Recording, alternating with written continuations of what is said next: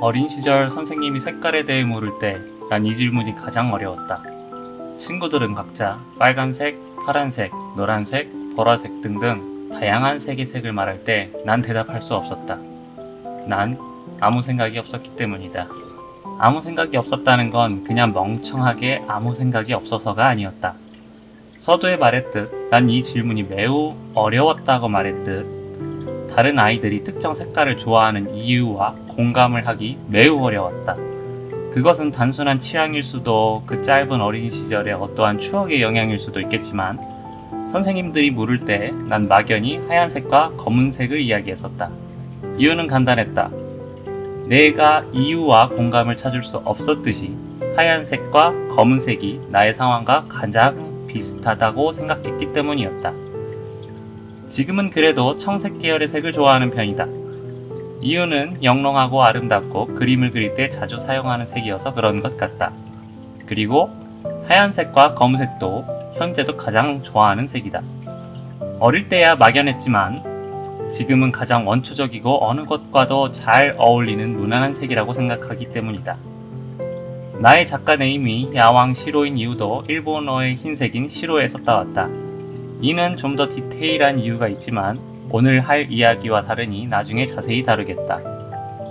내가 첫 일기를 색에 대해서 이야기한 이유는 지금 와서 생각해보면 내 생에서 가장 먼저 자아에 대해 고민하고 삶이란 무엇인가 고민하던 첫 시기가 색에 대한 질문을 받았을 때이기 때문이다.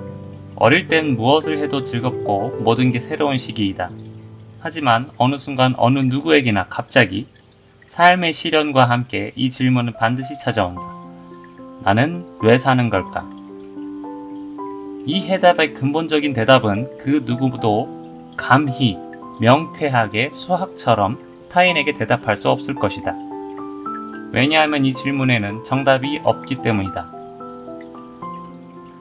앞서 아이들이 원하는 색을 골랐듯이 사람은 모두 추구하는 이상향과 가치관이 다르다. 흰색과 검은색을 고른 나는 당연하듯 이상과 가치관이란 게 존재하지 않는 사람이었다. 물론 이거는 나의 경우다.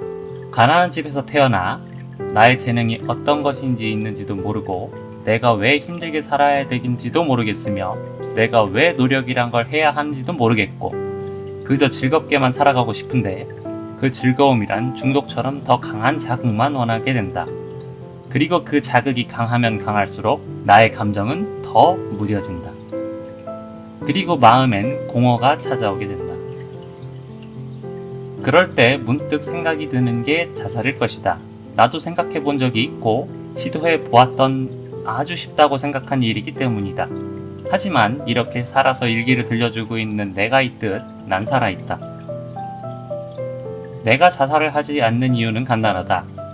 자살은 간단하지 않고 절대로 쉽지가 않다. 자살은 매우 아프고 무섭고 그리고 남아있는 소중한 사람이 눈에 밟히고 나는 무엇보다 포기를 끔찍하게 싫어하는 노력파다. 그럼 질문하게 될 것이다. 너는 재능도 없었고 노력도 왜 해야 되는지 모르는 욜로족 새끼 같은데 네가 노력파라고?